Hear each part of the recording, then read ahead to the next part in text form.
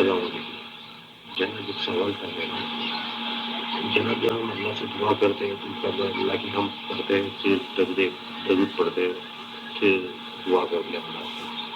تو ہم سورہ فاتحہ پڑھتے ہیں، سورہ اخلاص پڑھتے ہیں، جو بھی اللہ کی تعریف کے الفاظ ہیں پڑھتے ہیں. تو یہ اگر ہم سورہ فاتحہ یعنی عربی میں جو سورہ فاتحہ پڑھتے ہیں، سورہ فاتحہ سورہ اخلاص پڑھنے کی جگہ اگر ہم اپنی زبان میں اللہ کی تعریف کریں کہ اے بادشاہ کے بادشاہ، اے دین و رات کے مالک تمام عالمین کے رب، ایسی تعریفیں کر کے پھر درود ابراہیم پڑھ کے اللہ سے دعا کرے تو چلے گا کیا؟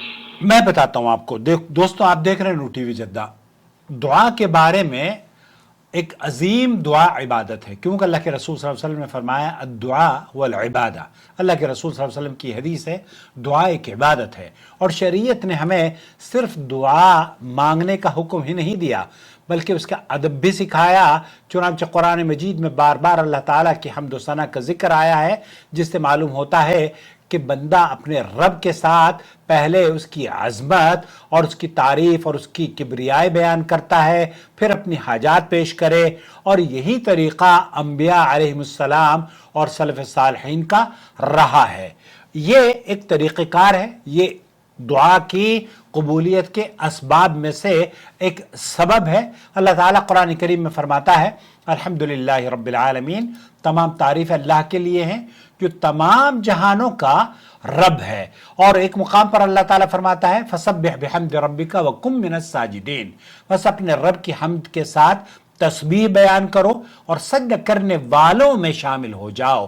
اسی طرح نبی کریم صلی اللہ علیہ وسلم نے دعا کے آداب سکھاتے ہوئے اسے واضح فرمایا کہ بندہ دعا شروع کرنے سے پہلے اللہ کی حمد و ثنا بیان کرے، پھر نبی کریم صلی اللہ علیہ وسلم پر درود بھیجے، پھر اپنی حاجت مانگے.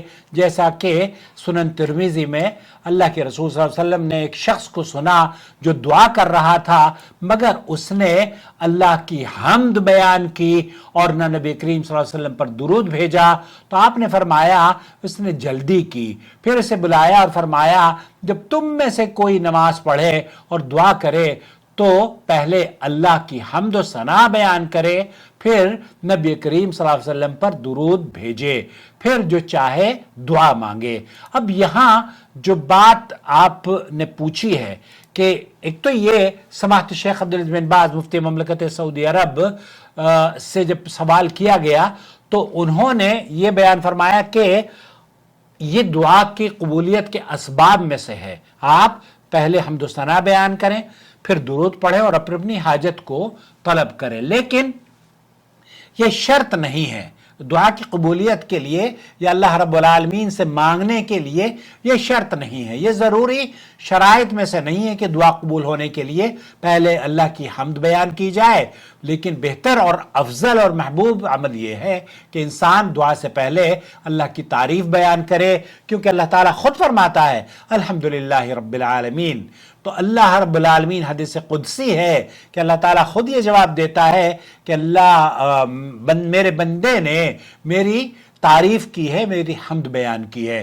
پھر جب بندہ یہ کہتا ہے الرحمن الرحیم تو اللہ تعالیٰ فرماتا ہے میرے بندے نے میری ثنا بیان کی ہے. اور جب یہ کہتا ہے مالک یوم الدین تو اللہ تعالیٰ فرماتا ہے میرے بندے نے میری بزرگی بیان کی ہے. اس کے بعد بندہ یہ کہتا ہے اہدنا الصراط المستقیم ایاک نعبد و ایاک نستعین اہدنا الصراط المستقیم صراط الذین انعمت علیہم غیر المغضوب علیہم ولا الضالین.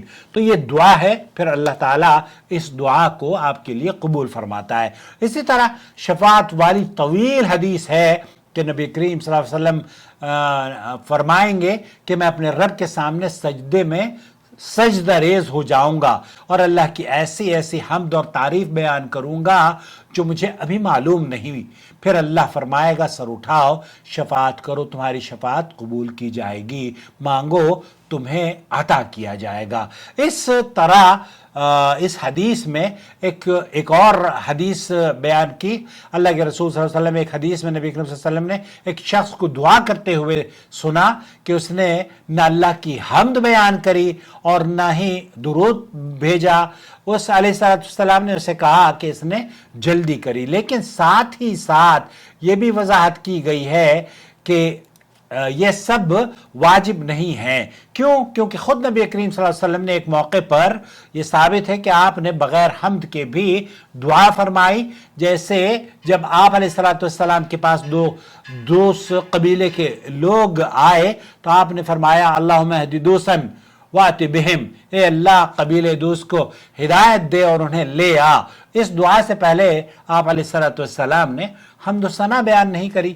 تو خلاصہ کلام یہ ہوا کہ حمد و ثنا ایک تو بیان کرنا اور پھر دعا کو عربی میں یا حمد و ثنا کو عربی میں، اگر آپ کو عربی نہیں آتی تو ایون نماز میں بھی آپ اپنی دعاؤں کو اردو میں مانگ سکتے ہیں. اور اگر آپ بغیر حمد و ثنا کی دعا مانگنا چاہتے ہیں تب بھی اجازت ہے، لیکن افضل یہ ہے کہ آپ درود و سلام حمد و ثنا بیان کریں. اگر آپ عربی میں نہیں کر سکتے تب آپ اردو میں یا مالک الملک، اے ملک جیسے بھی جو الفاظ آپ کو اللہ کی شان نظر آئیں ان کا استعمال کریں.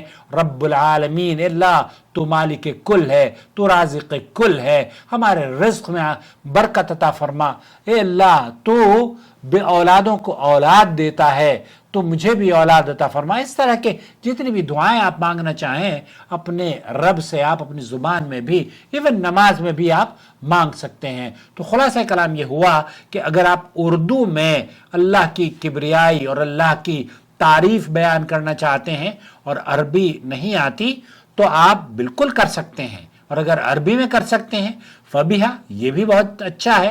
لیکن اگر آپ اردو میں کرنا چاہیں یا انگلش یا کسی ایسی اپنی زبان میں جو کہ آپ آسانی سے حمد و ثنا یا کبریائی اللہ رب العالمین کی بیان کر سکتے ہوں تو کوئی حرج نہیں ہے، یہ بھی جائز ہے.